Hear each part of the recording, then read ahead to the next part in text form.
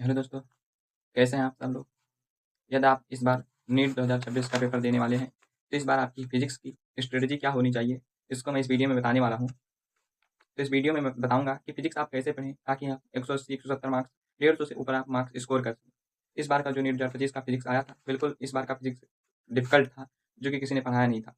इस बार unpredictable physics आया हुआ था, लेकिन अगली बार जो 2026 में आने वाला है फिजिक्स, उस बार चाहे जितना कठिन पेपर हो, लेकिन अब की बार सभी लोग उतना ही मेहनत करेंगे, बिल्कुल एडवांस लेवल तक इस बार पढ़ाएँगे।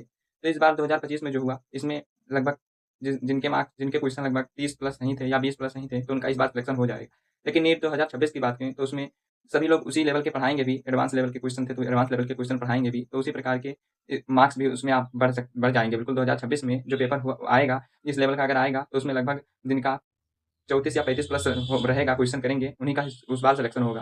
लेकिन हम बात करें इस बार कैसे आप पढ़ें कि आप 150 प्लस स्कोर कर ले फिजिक्स में। तो यहाँ पर मैंने 2025 का जो पेपर हुआ था, उसको मैंने लिया है। उसमें आप देखने पाएँगे कि आप देख सकते हैं, यहाँ पर मेरे पास जो फिजिक्स का पेपर है, नीट 2025 का जो पेपर हुआ था, उसमें कोड 46 का जो पेपर है, उसमें मैंने कुछ क्वेश्चन मैं बता रहा हूँ कि पहले आप देखिए कि प्रीवियस ईयर क्वेश्चन का कितना इम्पोर्टेंस है। लगभग आप ये बुक देख सकते हैं, जिसमें 37 ईयर के पीवाईक्यू होते हैं। तो आप लोग पहले लगभग जितने चैप्टर करवा दिए जाएँ, नीट के तो मस्ट है कि आपको इसके पीवाईक्यू कर लेने हैं। यहाँ पर मैं नीट 2025 का पेपर लिया हूँ। ये आप देखेंगे कि इसमें लगभग मैं बता दूँ कि इसमें 5 से 6 क्वेश्चन ऐसे हैं जो आपको दिख जाएँगे कि पीवाईक्यू ही हैं। मैं यहाँ बात कर लूँ, हाँ, पेपर इस बार डिफ़िकल्ट था, लेकिन ये जो 5-6 पीवाईक्यू मिलेंगे, ये आपको ढूँढने पड़ सकते हैं। जैसे इसमें 12वाँ क्वेश्चन है, तो इसमें आप देखेंगे कोड 45 में, तो यहाँ पर आप देखेंगे एबी ज पार्ट आपको जो आया हुआ था इलेक्ट्रिक सर्किट बीए माइनस बीबी पूछा हुआ था। वो नीट के पीवाईक्यू में के आप देख सकते हैं करंट इलेक्ट्रिसिटी में जाकर 2016 में भी ऐसा क्वेश्चन था, बस उसमें क्या है वैल्यू जिसमें है वो बदल दिया गया है। लगभग उसी प्रकार का क्वेश्चन आया हुआ है। और मैं बात करूँ एक क्वेश्चन और जो कि पूछा गया था यूनिट डायमेंशन से भी, लगभग वो तो सबका हो जाता है, लेकिन इसको भी ढूँढना पड़ सकता था आपको। पी बराबर ए क्यूब बी स्क्वायर बटा सी के अंडर रूट टी। तो इसका भी क्वेश्चन का आंसर आप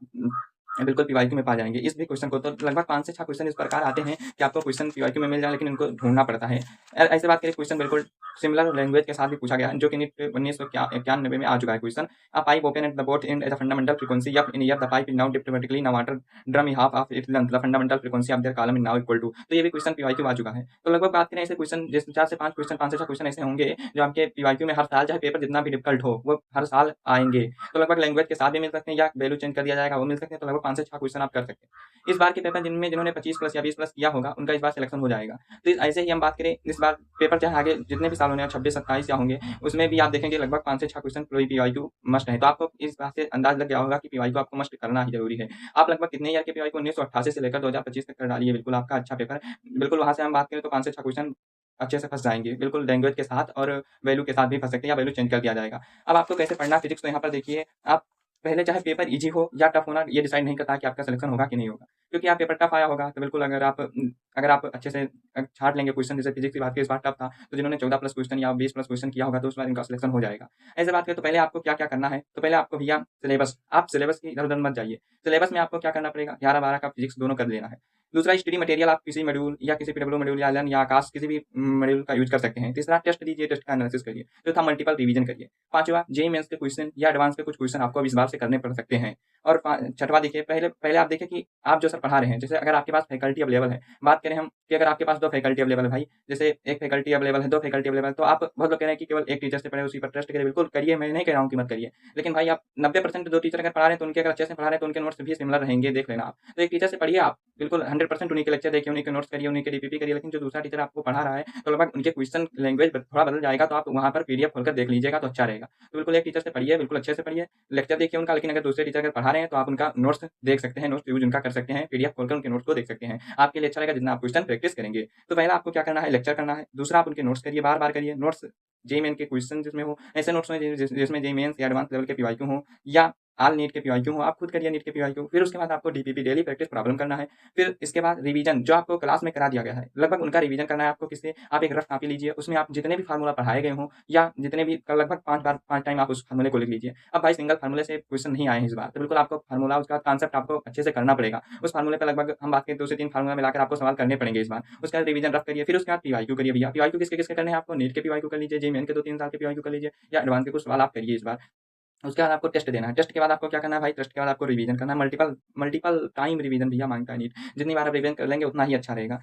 अब जिनके मार्क्स भैया मैं बता दूँ, अगर आपके मार्क्स नीट 2025 में 200 प्लस आए हुए हैं, तो उनके लिए क्या करना है, 300 से 400 450 प्लस आए हैं, उनके लिए क्या करना है। तो बिल्कुल जिनके मार्क्स भैया 200 से 300 आ रहे हैं, उनके लिए करना है कि आप आज लेक्चर करिए, जो भी सर पढ़ा रहे हैं, या उनके नोट्स बार-बार मल्टीपल बार रिवीजन करिए। पहले बार आपको लेक्चर पूरा लाइव अटेंड करना है, उसके बाद आपको डेली प्रैक्टिस प्रॉब्लम डीपीपी करना है, उसके बाद भैया आपको ऑल टेस्ट देना है। टेस्ट की बात करें, ऑल टेस्ट देना है, नोट्स बार-बार करना है, टेस्ट आप बार-बार दीजिए। और मैं बात करूँ आपको एनसीईआरटी की, तो एनसीईआरटी क्या आपको एग्जाम्पल भैया करना जरूरी है। एनसीईआरटी एग्जाम्पल के साथ-साथ आपको बैक एक्सरसाइज जो होता है उसमें, उसको भी अब करना जरूरी हो गया है।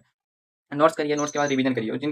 इनके मार्क्स 200 प्लस आ रहे हैं, फिर से मैं बता दे रहा हूँ, उनको लेक्चर ऑल करना है। एक भी लेक्चर का बैकलॉग मत रखना। आप लाइव देखें उतना ही अच्छा रहेगा। ऑल टीपीपी जितने मिलेंगे उनको सॉल्व करना है, ऑल टेस्ट देना है, नोट्स करना है, मल्टीपल टाइम रिवीजन करना है। जिनके मार्क्स 3 से 450 प्लस आ रहे हैं, 400 प्लस आ रहे हैं, नोट्स लास्ट ईयर का अगर है उनके पास, तो बिल्कुल यूज़ कर सकते हैं, लेकिन उनको भी कॉन्सेप्ट और फार्मूला ये सब यूज़ करना पड़ेगा। ऑल लेक्चर उनको भी देखना, ऑल डीपीपी, ऑल टेस्ट, बस अंदर इतना कि आप नोट्स मत बनाइए, लेकिन आपको सवाल क्वेश्चन करवाए जाएँगे, उनका प्रैक्टिस आपको भी करना पड़ेगा। और जिनके मार्क्स अगर बात करें 400 या 400 से प्लस आ रहे हैं, तो आपको स्ट्रांग चाहिए, उनको ये दिक्कत होगा कि आप टेस्ट अब इस बार फुल देना शुरू कर देंगे। जिनके मार्क्स इस बार 400 प्लस आ रहे हैं, बिल्कुल अच्छा है, 4 से 450 प्लस आ रहे हैं, बिल्कुल आप इस बार स्ट्रांग चैप्टर ओनली क्वेश्चन करिए। स्ट्रांग चैप्टर जो है आप उनको अलग कर लीजिए, उनके ओनली क्वेश्चन करिए, क्वेश्चन प्रैक्टिस वीक चैप्टर है, उनके क्लास नोट्स सब करना पड़ेगा। अगर वीक चैप्टर है तो बिल्कुल आप क्लास नोट्स करिए, डीपीपी करिए, उसका टेस्ट दीजिए, आप उसके मल्टीपल टाइम रिवीजन करिए।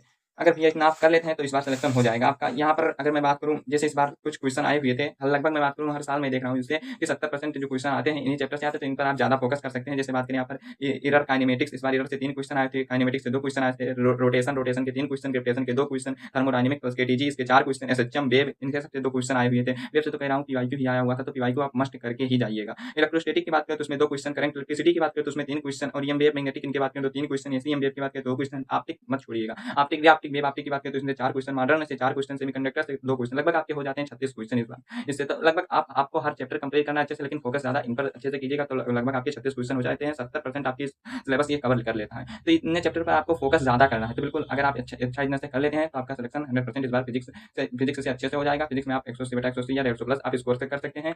बिल्कुल आप इतना कर लीजिएगा। Thank you.